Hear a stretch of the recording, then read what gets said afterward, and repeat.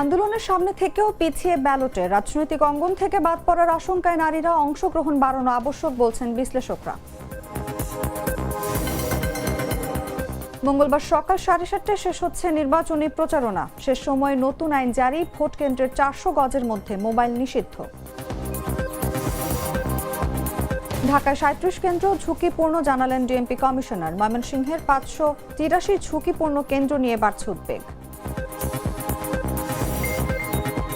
জাপানের নির্বাচনে বিপুল ভোটে জয়ী তাকাইচির দল, আর্থিক নীতির স্থায়িত্বকে অগ্রাধিকার দেওয়ার প্রতিশ্রুতি।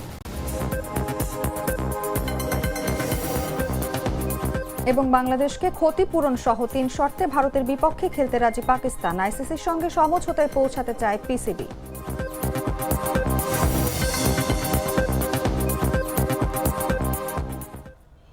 এতক্ষণ শুনছিলেন সংবাদ শিরোনাম। দর্শক আমন্ত্রণ দুপুর 3টার সংবাদে, সঙ্গে আছি আমি অনুভা বিশ্বাস। চাইকৃত লাল সরিষার দানা থেকে তৈরি হয় প্রাণ সরিষার তেল, আসল ঝাঁঝে আসল স্বাদে। চলে যাচ্ছি পুরো খবরে।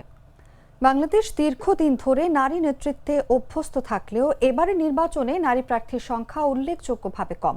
শেখ হাসিনা ও খালেদা জিয়ার নেতৃত্বে টানা কয়েক দশক রাজনীতি পরিচালিত হলেও এখন নির্বাচনের মাঠে নারীদের উপস্থিতি প্রায় শূন্য।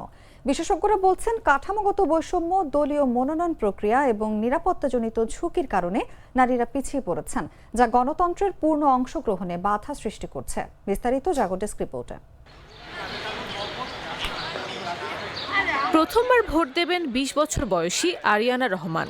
আসন্ন 12 তারিখে নির্বাচন নিয়ে অনেকের অনেক প্রত্যাশা থাকলেও খুব একটা খুশি নন এই তরুণ ভোটার, কারণ এবারের ব্যালটে নারী প্রার্থীর সংখ্যা অত্যন্ত কম। Even though we are not the most liberal country, we're more a conservative country. It's very nice that our figureheads, the two political leaders of our country, are women and they lead the country. এখন I don't have to say যে necessarily যে আমার female prime মিনিস্টারই হওয়া লাগবে কোথাও, but এটা অনেক ভালো লাগতো দেখে যদি আমাদের আরো এমপিস দাঁড়াতো, আমাদের আরো ক্যাবিনেটসের আরো বেশি ফিমেল থাকতো। আরিয়ানা রহমানের মতো অনেক তরুণীর মধ্যেই রয়েছে এই হতাশা। দীর্ঘ সময় ধরে বিশ্বের হাতে গোনা কয়েকটি দেশের একটি ছিল বাংলাদেশ, যেখানে রাষ্ট্রের সর্বোচ্চ নেতৃত্বে ছিলেন নারী। শেখ হাসিনা ও খালেদা জিয়ার নেতৃত্বে টানা কয়েক দশক দেশের রাজনীতি আবর্তিত হয়েছে। কিন্তু সময়ের বদল, এবারে চিত্র ভিন্ন। আসন্ন ভোটের মাঠে নারীদের উপস্থিতি এবার প্রায় নেই বললেই চলে। আন্দোলনের সামনে থেকেও রাজনৈতিক পরিসরে যেন পিছিয়ে পড়েছে নারীরা। যে নির্বাচনের পথ তৈরি হয়েছে একাধিক আন্দোলন ও গণজাগরণের মধ্য দিয়ে, সেই আন্দোলনে অগ্রণী ভূমিকা রাখলেও দক্ষিণ এশিয়ার এই দেশের রাজনৈতিক অঙ্গন থেকে নারীরা এখন বড় পরিসরে বাদ পড়ার আশঙ্কায় আছেন। একটা দলের কিছু লক্ষ্য থাকে, উদ্দেশ্য থাকে, আদর্শ থাকে এবং একটা দর্শন থাকে।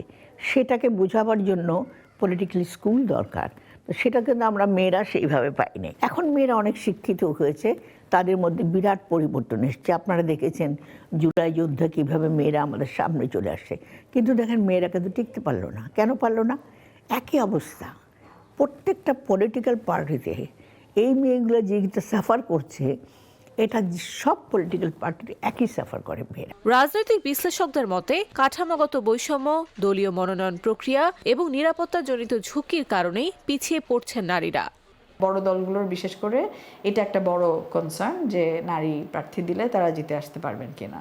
তো জিতে আসার জন্য তারা যথেষ্ট সাপোর্ট দিচ্ছেন কি দিচ্ছে না, সেই জায়গাটা কিন্তু ঊর্ধ্ব থেকে যায়। আর শুধু নারী না, আপনি দেখেন যে ফিজিক্যালি বা অন্যান্যভাবে যারা যাদের বিভিন্ন রকম প্রতিবন্ধিতা আছে, আমাদের মাইনরিটি কমিউনিটি, হ্যাঁ, আমাদের এত এই এথনিক মাইনরিটিস, ধর্মীয় মাইনরিটি, তাদেরও অন্তর্ভুক্তির ব্যাপারে কিন্তু আমাদের কোনো চিন্তাভাবনা নাই। হ্যাঁ, এবং এটা শুধু আমি বলবো যে শুধু রাজনীতির দিকে তাকিয়ে থাকলে হবে না, সামগ্রিকভাবে দেখতে হবে। নারীর নেতৃত্বে অভ্যস্ত বাংলাদেশের রাজনীতিতে এবারে নির্বাচন যেন এক শূন্যতার ছবি। তবে দেশে পূর্ণ গণতন্ত্র প্রতিষ্ঠিত করতে হলে নারীদের অংশগ্রহণ বাড়ানো আবশ্যক, এমনটাই মত রাজনৈতিক বিশ্লেষকদের। নিউজ ডেস্ক, জাগো।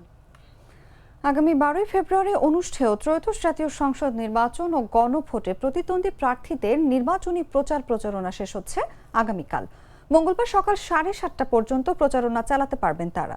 গেল 22 জানুয়ারি থেকে শুরু হওয়া নির্বাচনী প্রচারণা 12 ফেব্রুয়ারি ভোট গ্রহণের 48 ঘন্টা আগে শেষ হবে।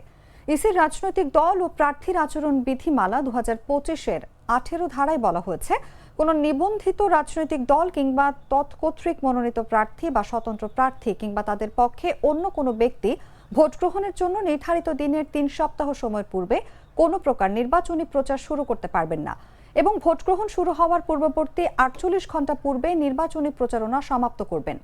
এ বিষয়ে নির্বাচন কমিশন সচিবালয়ের সিনিয়র সচিব আক্তার আহমেদ জানিয়েছেন, নির্বাচনের রাজনৈতিক দলের প্রচার প্রচারণা বন্ধ হবে 10 ফেব্রুয়ারি সকাল 7:30টায় নির্বাচনে ভোট গ্রহণের 48 ঘণ্টা আগে। আগামী বৃহস্পতিবার ত্রয়োদশ জাতীয় সংসদ নির্বাচন ও গণভোট অনুষ্ঠিত হবে। বৃহস্পতিবার সকাল 7:30 থেকে বিকেল 4:30 পর্যন্ত স্বচ্ছ ব্যালট বাক্সে ব্যালট পেপারের মাধ্যমে সারা দেশে 299 আসনে একযোগে ত্রয়োদশ জাতীয় সংসদ নির্বাচন ও গণভোটের ভোট গ্রহণ অনুষ্ঠিত হবে।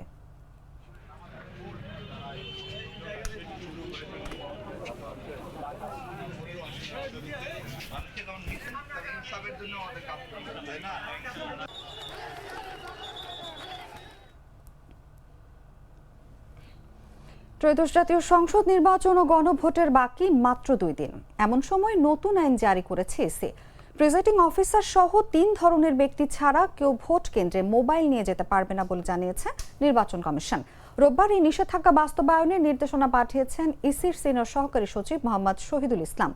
নির্দেশনায় বলা হয়, ত্রয়োদশ জাতীয় সংসদ নির্বাচন ও গণভোট উপলক্ষে ভোট কেন্দ্রের 400 গজ ব্যাসার্ধের মধ্যে ভোট কেন্দ্রের দায়িত্বপ্রাপ্ত প্রিজাইডিং অফিসার, ভোট কেন্দ্রের দায়িত্বপ্রাপ্ত পুলিশ ইনচার্জ এবং ভোট কেন্দ্রের দায়িত্বপ্রাপ্ত অঙ্গীভূত আনসার, সাধারণ আনসার, ভিডিপির নির্বাচন সুরক্ষা 2026 অ্যাপ্লিকেশন ব্যবহারকারী 2 জন আনসার সদস্য ব্যতীত কেউ মোবাইল নিয়ে প্রবেশ করতে পারবেন না। অধিকাংশ সাংবাদিক ফটো ও রেকর্ডিং কাজে ফোন ব্যবহার করে থাকেন ভোট গ্রহণের দিন, ফলে এসব সাংবাদিকেরা বিপাকে পড়বেন। ফোন ব্যবহারে এমন নির্দেশনা প্রথম জারি করল ইসি।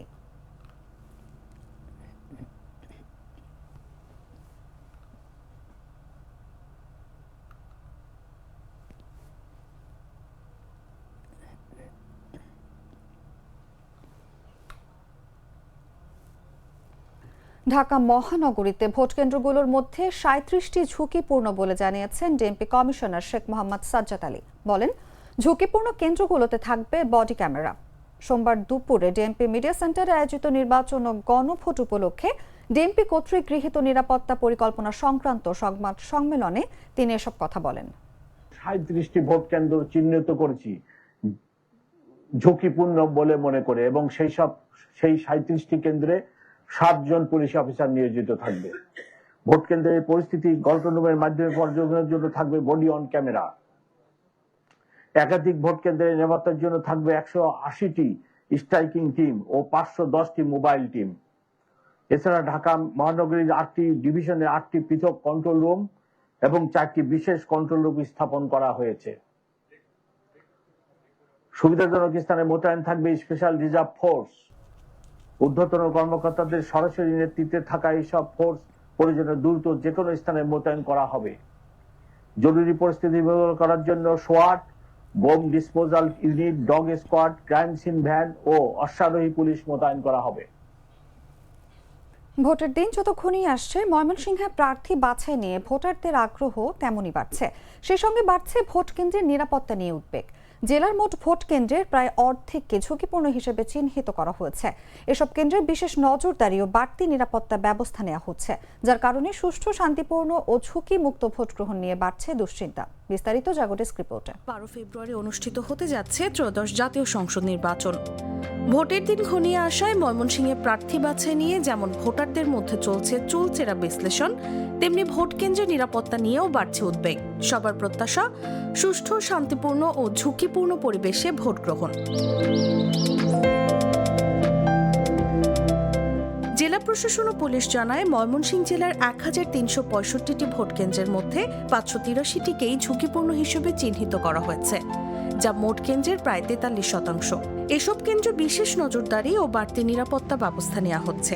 সবচেয়ে বেশি ঝুঁকিপূর্ণ কেন্দ্র রয়েছে ত্রিশাল ও ভালুকায়, উভয় উপজেলায় 72টি করে। পাশাপাশি সদরে 65টি এবং পাগলা থানায় 58টি কেন্দ্র ঝুঁকিপূর্ণ তালিকায় রয়েছে। আইনশৃঙ্খলা রক্ষাকারী বাহিনী জানায়, যে কোনো অপ্রীতিকর পরিস্থিতি মোকাবেলায় তারা সর্বোচ্চ প্রস্তুতি নিচ্ছে। কেউ বিশৃঙ্খলা সৃষ্টির চেষ্টা করলে কঠোর ব্যবস্থা নেওয়া হবে। আঞ্চলিক নির্বাচন কর্মকর্তার দপ্তরের তথ্যানুযায়ী জেলার 11টি আসনে মোট ভোটার 47,64,000-এর বেশি। ভোটারদের ভাষ্য, বিএনপি, বিদ্রোহী ও জামায়াত জোটের প্রার্থীদের মধ্যে প্রতিদ্বন্দ্বিতা হবে মূল লড়াই। ভোটকেন্দ্র শান্তিপূর্ণ থাকলেই নির্বিঘ্নে ভোট দিতে পারবেন, এমনটাই প্রত্যাশা ময়মনসিংহবাসীর। নিউজ ডেস্ক, জাগো নিউজ। ত্রয়োদশ জাতীয় সংসদ নির্বাচনকে সামনে রেখে আজ সোমবার জাতির উদ্দেশ্যে ভাষণ দেবেন বিএনপি চেয়ারম্যান তারেক রহমান এবং বাংলাদেশ জামায়াতে ইসলামীর আমির ডক্টর শফিকুর রহমান। তাদের ভাষণ সম্প্রচার করবে বাংলাদেশ টেলিভিশন। এছাড়াও আজ সোমবার সন্ধ্যা 6টা থেকে 7টার মধ্যে জাতির উদ্দেশ্যে বাংলাদেশ খেলাফত মজলিসের আমির মাওলানা মামুনুল হকের ভাষণ সম্প্রচারের কথা রয়েছে। জামায়াত আমিরের ভাষণ আজ সন্ধ্যা 6টা থেকে 7টার মধ্যে এবং বিএনপি চেয়ারম্যানের ভাষণ সন্ধ্যা 7টা থেকে 8টার মধ্যে সম্প্রচার করবে বাংলাদেশ টেলিভিশন। এর আগে গতকাল রোববার বিটিভিতে জাতির উদ্দেশ্যে দেওয়া এনসিপি আহ্বায়ক নাহিদ ইসলাম এবং ইসলামী আন্দোলন বাংলাদেশের আমির মুফতি সৈয়দ মোহাম্মদ রেজাউল করিমের ভাষণ সম্প্রচার করা হয়।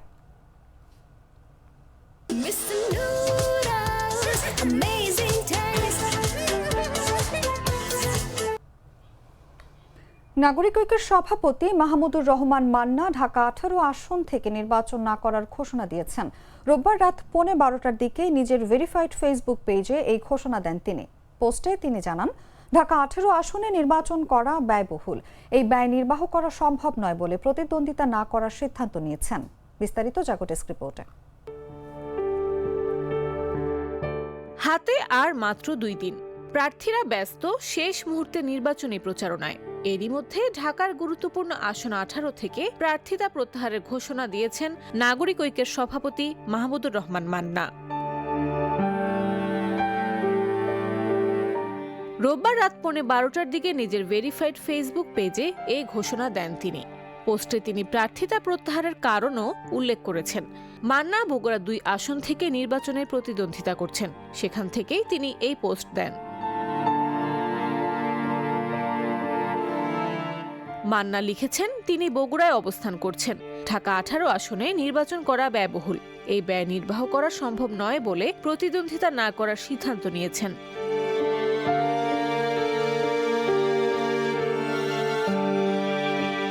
এর আগে বগুড়া 2 আসনের ঋণ খেলাপির অভিযোগে মান্নার প্রার্থিতা বাতিল হয়। পরে নির্বাচন কমিশনে আপিল করে তিনি তা ফিরে পান। অন্যদিকে ঢাকা 18 আসনে তার মনোনয়নপত্র শুরু থেকেই বৈধ ছিল। রাজধানীর খিলক্ষেত, কুড়িল, উত্তরা, উত্তরখান, দক্ষিণখান ও তুরাগ এলাকা নিয়ে ঢাকা 18 আসন। ঢাকা 18 আসনে বিএনপির প্রার্থী SM জাহাঙ্গীর হোসেন, জামায়াতে ইসলামের মোহাম্মদ আশরাফুল হক এবং জাতীয় নাগরিক পার্টির আরিফুল ইসলাম প্রার্থী।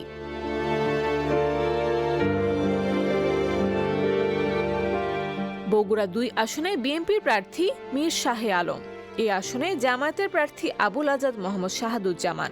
প্রথমে এই আসনটি মান্নাকে ছেড়ে দেওয়ার ঘোষণা দেয় বিএনপি, তবে পরে সেখানে বিএনপি নিজেদের দলের প্রার্থী দেয়।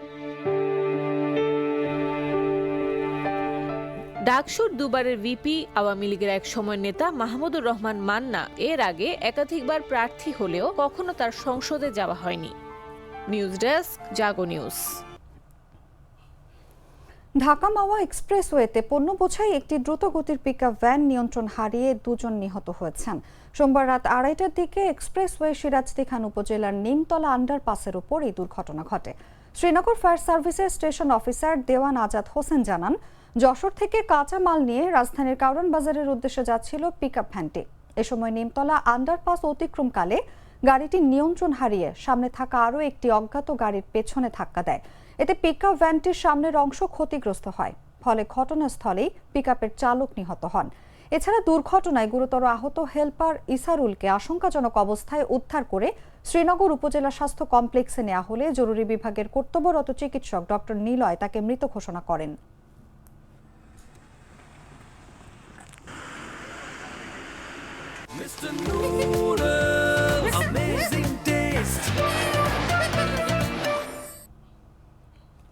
জানাবো আন্তর্জাতিক সংবাদ।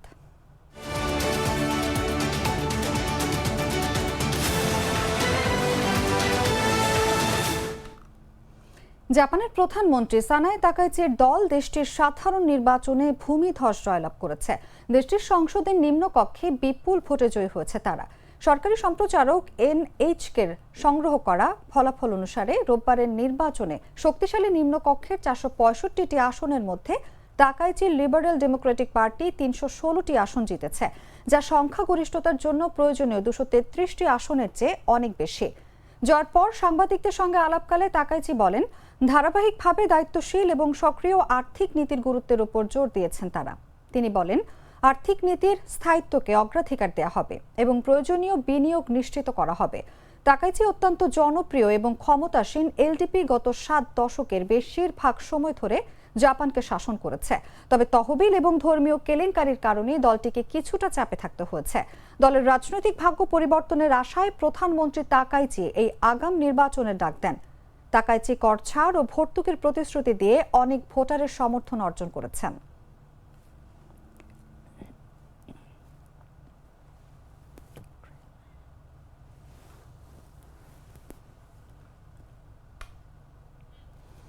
উত্তর লেবাননে একটি ভবন ধসে কমপক্ষে 9 জন নিহত হয়েছে। কর্মকর্তারা জানিয়েছেন, উত্তর লেবাননের ত্রিপোলি শহরে ভবন ধসে কমপক্ষে 9 জন নিহত এবং বেশ কয়েকজন আহত হয়েছেন।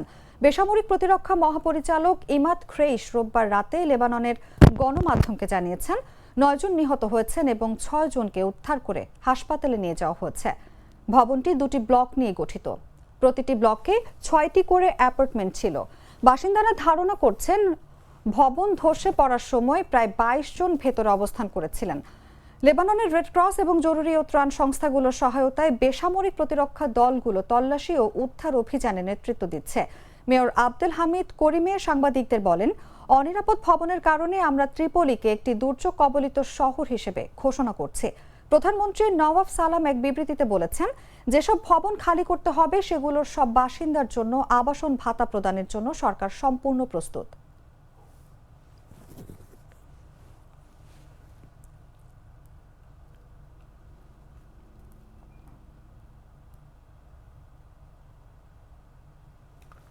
সংবাদ শেষ করব খেলার খবর জানিয়ে।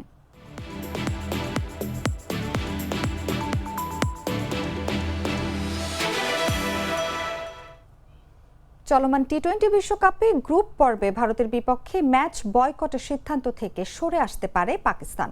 বাংলাদেশকে ক্ষতিপূরণ দেওয়া সহ আন্তর্জাতিক ক্রিকেট কাউন্সিলের কাছে 3টি বড় দাবি জানিয়েছে পাকিস্তান ক্রিকেট বোর্ড। ভারতীয় সংবাদ মাধ্যম এনডিটিভি সূত্রে জানা গেছে, দাবিগুলো সামনে রেখে আইসিসির সঙ্গে সমঝোতায় পৌঁছাতে চায় পিসিবি। সূত্রে দেওয়া তথ্য মতে এনডিটিভি জানিয়েছে, রোববার লাহোরে আইসিসির কর্মকর্তাদের সঙ্গে বৈঠকে অচলাবস্থা কাটাতে পিসিবির পক্ষ থেকে 3টি দাবি তোলা হয়। এর মধ্যে রয়েছে বাংলাদেশের জন্য বাড়তি ক্ষতিপূরণ, বিশ্বকাপ থেকে ছিটকে যাওয়া সত্ত্বেও বাংলাদেশের জন্য অংশগ্রহণ ফি প্রদান, ভবিষ্যতে কোনো আইসিসি ইভেন্ট আয়োজনের শর্ত। সূত্র আরও জানায়, পিসিবির বেশ কয়েকজন কর্মকর্তা আগামী 15 ফেব্রুয়ারি কলম্বোতে ভারতের বিপক্ষে ম্যাচ খেলতে রাজি থাকলেও বোর্ড চেয়ারম্যান মহসিন নাকভি এখনও অনড় অবস্থায় রয়েছেন। চূড়ান্ত সিদ্ধান্ত নেওয়ার আগে তিনি পাকিস্তানের প্রধানমন্ত্রী শাহবাজ শরীফের সঙ্গে আবারও বৈঠকে বসবেন।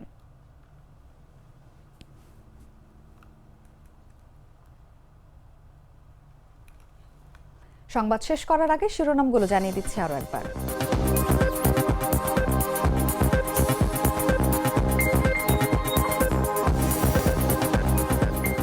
আন্দোলনের সামনে থেকেও পিছিয়ে ব্যালটে, রাজনৈতিক অঙ্গন থেকে বাদ পড়ার আশঙ্কায় নারীরা, অংশগ্রহণ বাড়ানো আবশ্যক বলছেন বিশ্লেষকরা।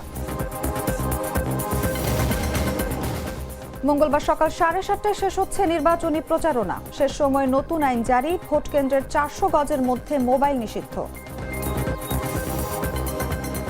ঢাকায় 37 কেন্দ্র ঝুঁকিপূর্ণ, জানালেন ডিএমপি কমিশনার। ময়মনসিংহেরও 583 ঝুঁকিপূর্ণ কেন্দ্র নিয়ে বাড়ছে উদ্বেগ।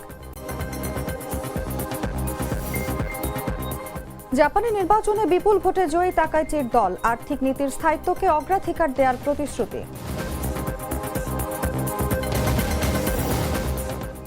এবং বাংলাদেশকে ক্ষতিপূরণ সহ 3 শর্তে ভারতের বিপক্ষে খেলতে রাজি পাকিস্তান, আইসিসির সঙ্গে সমঝোতায় পৌঁছাতে চায় পিসিবি।